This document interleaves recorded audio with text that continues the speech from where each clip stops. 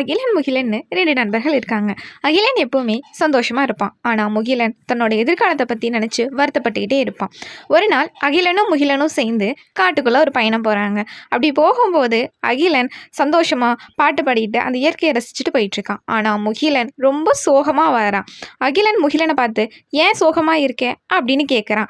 உடனே முகிலன், இல்லை என்னோட எதிர்காலத்தை நினச்சி நான் ரொம்ப வருத்தப்பட்டுட்டு இருக்கேன். திடீர்னு இப்போ எனக்கு கண்ணு தெரியாமல் போச்சுன்னா நான் என்ன பண்ணுவேன் அப்படின்னு அவன் சொல்கிறான்.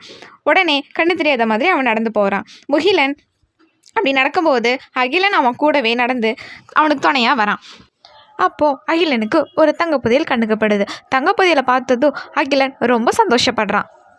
அந்த தங்கப்புதையலை எடுத்து கையில் வச்சுட்டு இருக்கான். ஆனால் முகிலன் கண்ணை திறந்து பார்த்ததும் ரொம்ப வருத்தப்படுறான். நம்ம கண்ணை மூடிட்டு நம்ம எதிர்காலத்தை பற்றி நினச்சி நம்ம தேவையில்லாத யோசிச்சனால தான் அந்த தங்கம் கூட நமக்கு கண்ணுக்கு தெரியாமல் போயிடுச்சு.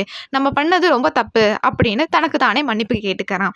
அகிலன் அவனுக்கும் தங்க காசை கொடுக்கறதுக்கு முன் வரான். 2 பேரும் சேர்ந்து தங்க காசை பகிர்ந்துக்கிறாங்க.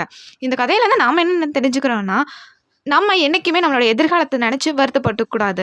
நிகழ்காலத்தில் எது நடக்குதோ அது சந்தோஷமாக நம்ம ஏற்றுக்கணும். நீங்கள் இந்த தப்பு பண்ணுறீங்களா? அப்போ இன்னையில தான் அந்த தப்பு விட்டுருங்க.